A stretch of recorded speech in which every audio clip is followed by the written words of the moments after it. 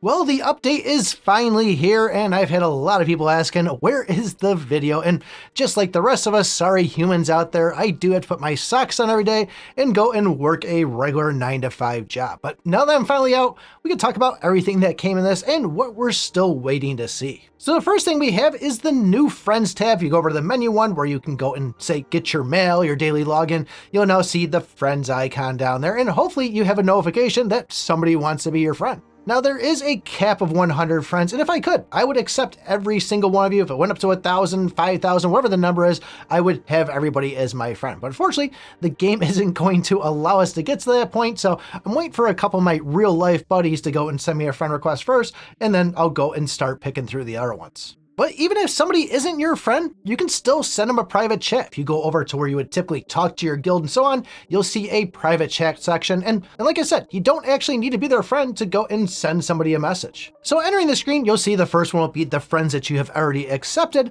And then the next one will be recommendations, meaning that just random people out there, you can go and see if they want to be your friend by sending them a friend request. And then the next one there is going to be the people that are sending you friend requests. And the last one there is going to be the blacklist. This is for any of those ex-girlfriends that are playing the game that you just can't be bothered because they're just so obsessed with you. I wish that was the case for me because mine's still empty at the moment. But if somebody does become too annoying, they threaten you, or you just can't deal with them, definitely add them in there. But once again, that's going to be another thing that's capped to 100 people. And honestly, if you have 100 people in your blacklist, maybe they're not the problem that you should be worrying about. The other thing to keep in mind, inside that private chat, there's a little button up at the top. This will switch between private chat and the chats that you can have with your friends. The other thing that this says is you can now go and team up and play with friends. And where we can go and send energy, you can send out all 100, but as far as receiving it, you can only receive from 15 different people, giving you a total of 30 energy. Now, I'm hoping we see an actual dual mode here pretty soon, or at least a way to go and play with your friends.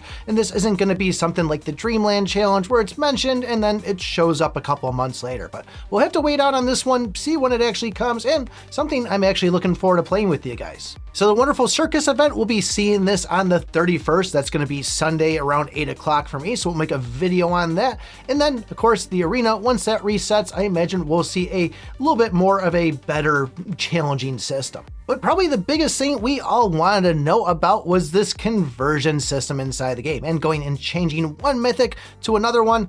I don't know about you, but I was thinking, okay, all I gotta do is get 6 mythics and then just use some of these tickets and I can have it whatever I want. But as we're finding out, that is unfortunately not the case. So when you own yourself an S-grade piece of equipment that's at mythic, you'll now be able to go over to that recycle button over on the right-hand side. You'll see an extra tab down at the bottom. You'll see the piece of gear that you just picked, and below that is where you're going to go and select the new piece of gear that you want to turn it into. The kicker is on this, you'll need to go and have 6 pieces of legendary equipment of that S grade that you want to go and turn it into. But don't worry, the ones that you're actually removing of that mythic, you'll be getting 6 legendary copies of that back. So where you are trading the piece of equipment, you're pretty much just switching out all the fodders you used to get it up to that point. Now, like I said, I thought this was going to be a 1 versus 1 and be done. I could just keep on switching these things back and forth, and the tickets were going to be the difficult part to get, which hopefully by the time reset happens, we should be seeing our first chance at getting these. But I know I have seen some players out there saying that this is going to take forever now to go and get these things to mythic. This is all pay to win.